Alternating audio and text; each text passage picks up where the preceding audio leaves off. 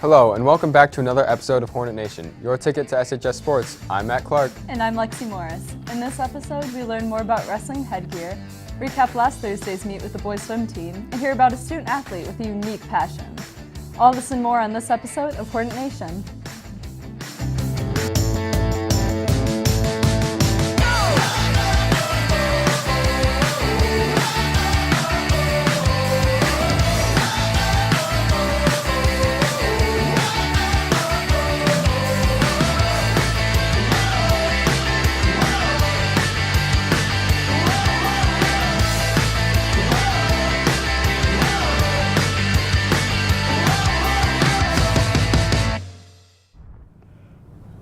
Specific protective equipment is important while playing contact sports, such as wrestling. Corbett Schultz gives us an inside look on the team's gear and equipment.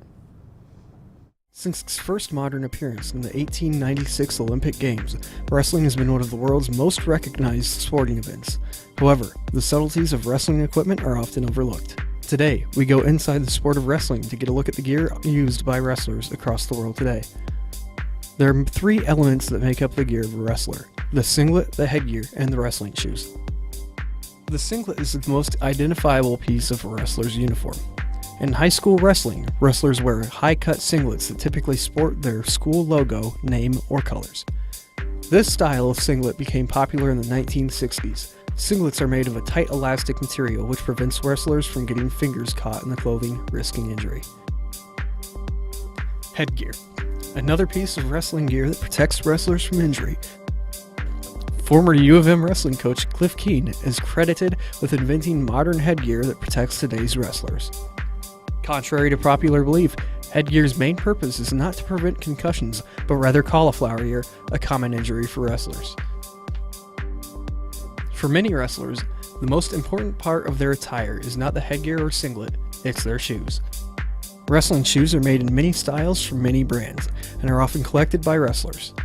Comparable to many basketball shoes that bear the names of elite players, wrestling shoes are often named after wrestling greats like Jordan Burroughs and Dan Gable. Good wrestling shoes can give you an edge in the match, can be your good luck charm, and give a wrestler their identity. This has been Corbett Schultz, and you just went inside the game. To see some gear in action, come out and support our team tomorrow morning as they host the Super Duels at 9 o'clock. Good luck, Hornets. Now, let's look at some current scores. The boys and girls basketball teams played Lincoln on Tuesday. The boys lost an extremely close game, 48-50 in overtime. The girls won 59-50 with Abee Bowen, Gloria Ford, and Cindy Jarvella combining to score 43 of our team's points. The hockey team fought hard against Berkeley High School this past weekend. Eric Wesch, Colin Clark, and Tom Raup combined to make the team's 3 goals, but this wasn't enough. Berkeley pulled ahead, ending with 5 goals for a final score of 5-3. Tomorrow at 4:15, the team faces off against East Kentwood. After placing first in the Rock Kilgore Invitational, the boys varsity swim and dive team faced off against Ann Arbor Huron. We now take it to Nathan Stearns for this Game of the Week.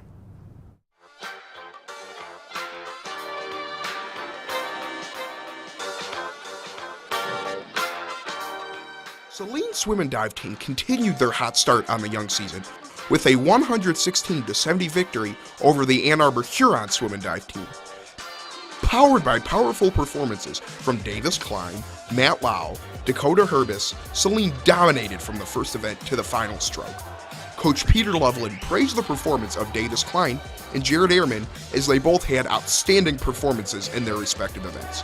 Klein qualified for the swimming state meet with a career performance in the 200 individual medley.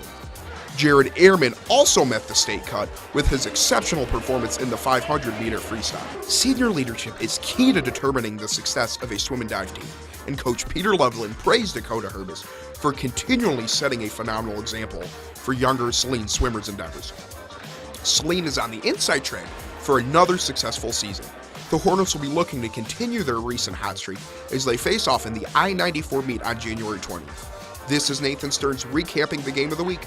Back to you in the studio. Great win, Hornets. Be sure to stay tuned for next week's show as we sit down with varsity captain Dakota Herbis and find out what makes him such a successful diver. We've taken you to the ice to see our hockey team, and now we take you to a different side of the rink to meet Sara Abee, a figure skater here at Saline.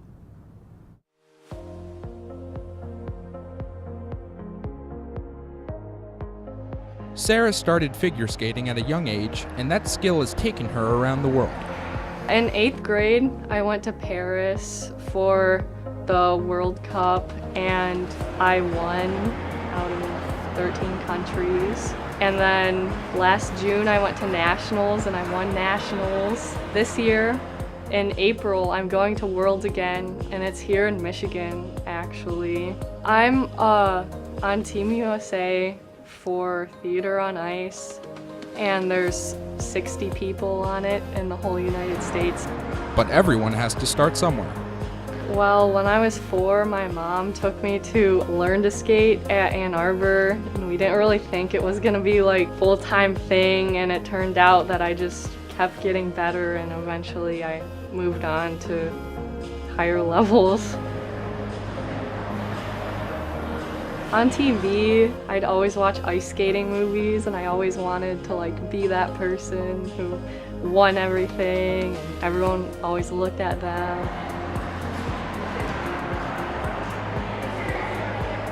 I practice an hour away in Heartland. I skate with the Harmony Theater Company. I also skate sometimes at the Ann Arbor Ice Cube if I have like free time after school.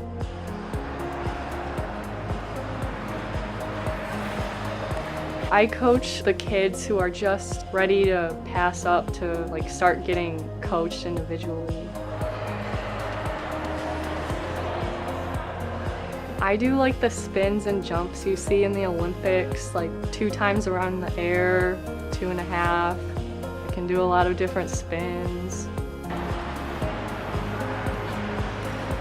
She also hopes to compete at bigger events in the future. My event is going to be in the Olympics in 2022, so that's really exciting. I'm Colin Williams, back to you in the studio.